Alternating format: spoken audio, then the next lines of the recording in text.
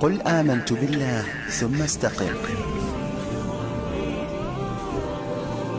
يا من يروم من الرحمن غفرانا ويرتجي من إله الكون إيمانا، إن رمت جنة خلد طاب مسكنها عليك بالبر أشكالا وألوانا.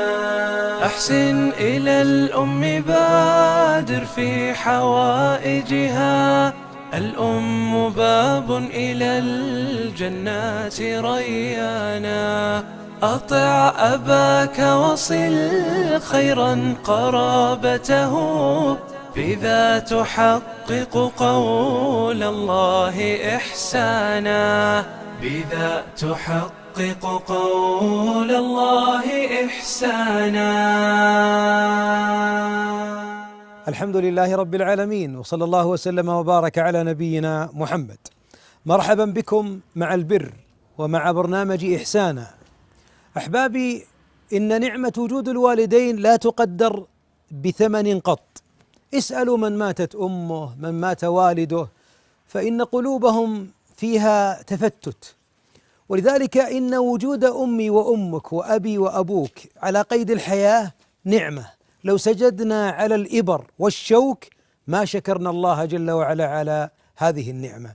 فكلما رأيت الوالد أو الوالدة فاحمد الله حمدا من شغاف قلبك.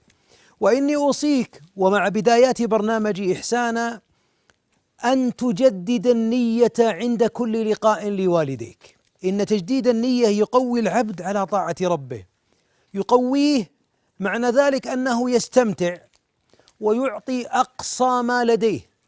لأننا جميعا معاشر الأبناء لدينا برامج كثيرة جدا من البر ما تقدمنا إلى الآن كما يجب أن نتقدم. عندنا أمنيات ومشاريع بر، ونتمنى أن نفعل لآبائنا وأمهاتنا شيئا كثيرا. والحقيقة أحيانا قد يأتيك خبر مفزع، رسالة على الجوال: أحسن الله عزاءك في أحدهما، أمك في المستشفى في العناية المركزة، توقفت أجهزة التنفس. فإحسانا أيها الأبناء، قبل أن يغلق الباب، قبل أن تسح المدامع ولا تنفع الندم ولا الدموع إذا انتهى وقت العمل. ولذلك أقول جدد النية، فوالله إن تجديد النية يعطي قوة. ثم اعلم أن والدك ووالدتك قد يدعون لك، قد يثنون عليك، وإياك أن تنتظر هذا الثناء وهذا الدعاء فقط ثم تقعد. واعلم أن البر أيها الابن بالمواصلة، قليل مواصل خير من كثير منقطع. ما أجمل أن نجدد النية، نجدد البرامج، نستغل وجودهم. واعلم أن باب البر إذا فتح لك فإنه رغم أنف امرئ أدرك أبويه أحدهما أو كلاهما ثم لم يدخلاه الجنة. إياك أن يرغم أنفك، إياك. ثم إذا لم يثنوا عليك جدد النية، يكفي أن الله يرى وأن الله مطلع جل وعلا عليك وعلى عطائك، فليكن الثناء من الله عليك في الملأ الأعلى، ولو ما أثنى عليك الخلق ولو لامك الناس. المهم أيها الحبيب وأنت أيتها الأخت المباركة، لا يبقى برنامج بر لديكم إلا وتقدمونه الآن، لأن الباب قد يغلق. فإذا أغلق ماذا نستفيد من دموعكم أيها الأبناء؟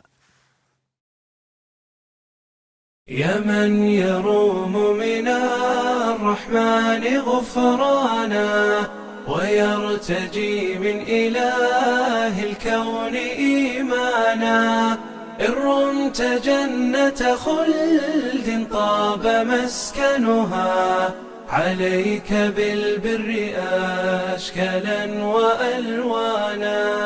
أحسن إلى الأم بادر في حوائجها، الأم باب إلى الجنات ريانا.